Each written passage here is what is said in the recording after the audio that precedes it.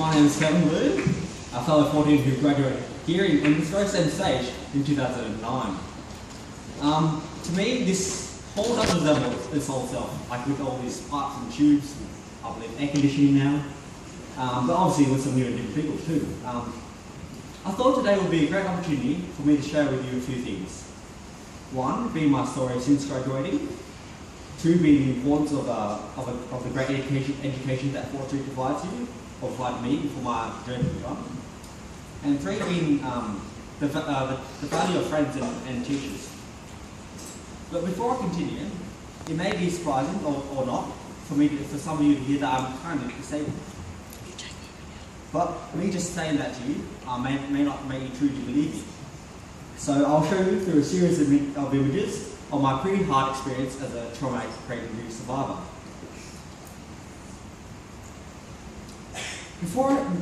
Now at high school, I absolutely love PhD. I think Mr. Gar could and would testify to that.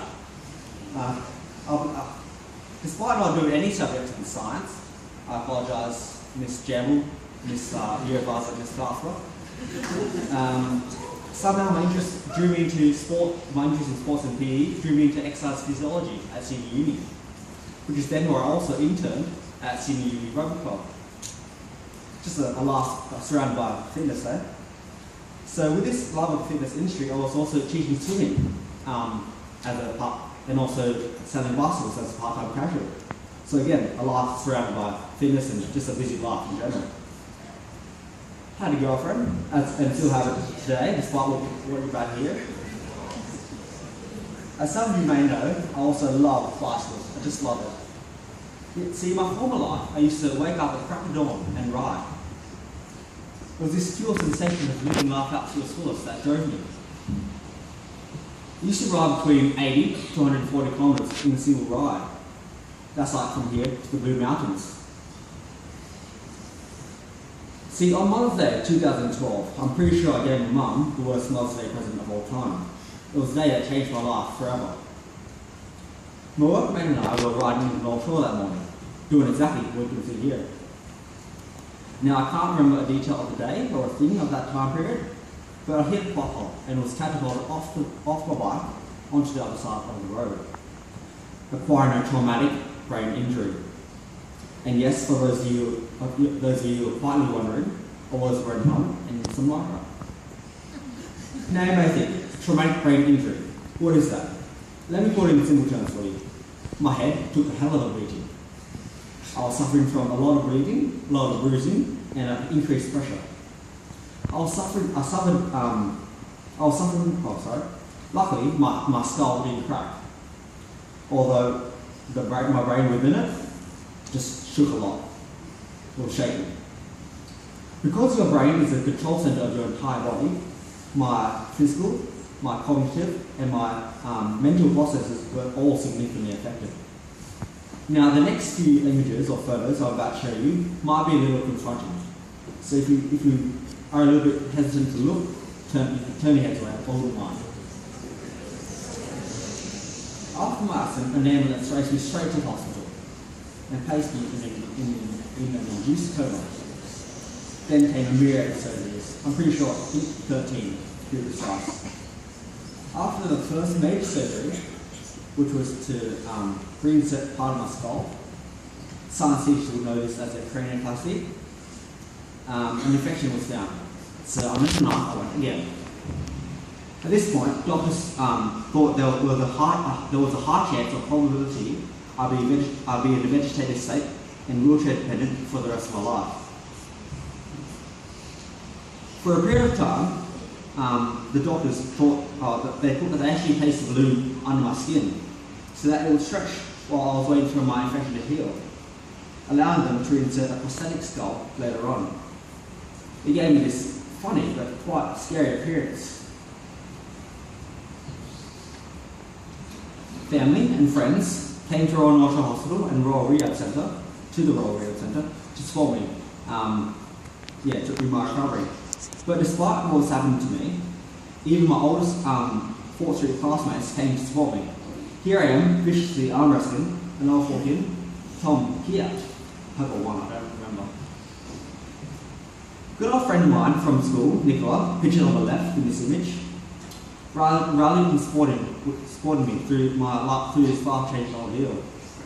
After leaving school, we had drifted apart, as you do.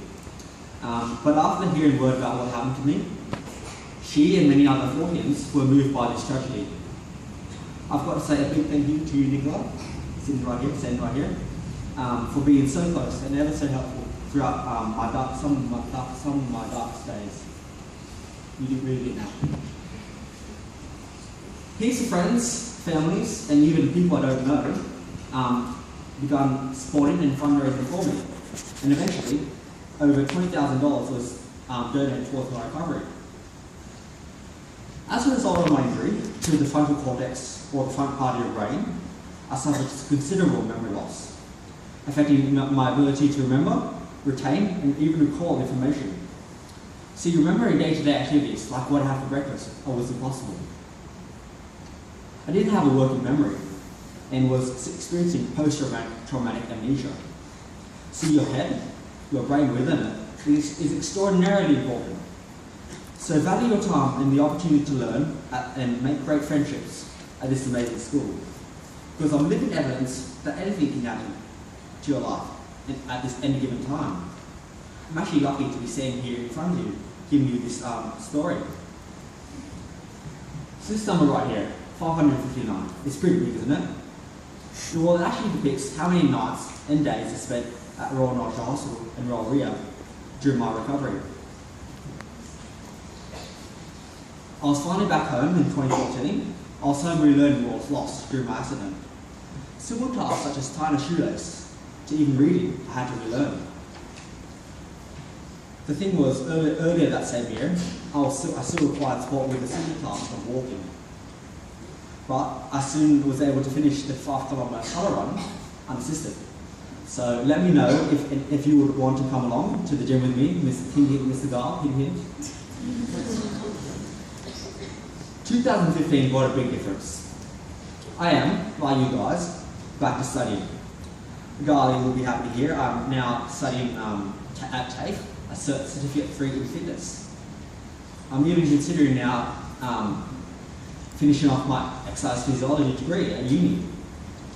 You see guys, it is high school that sets you up for your future. It is high school that sets you up for your passion. And it is high school that helps you decide what you want to be in your later years.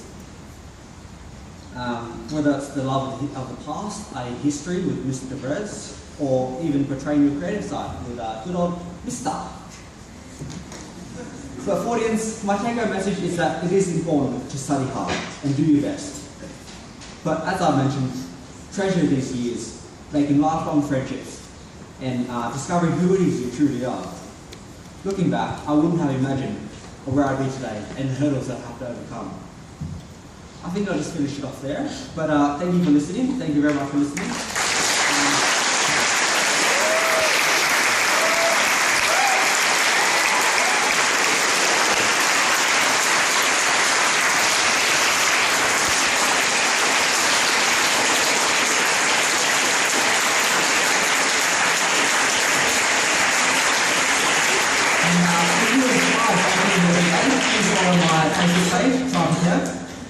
It's up there, and if you want to know any updates or anything about my recovery, just hop online and hop on Facebook and sign in.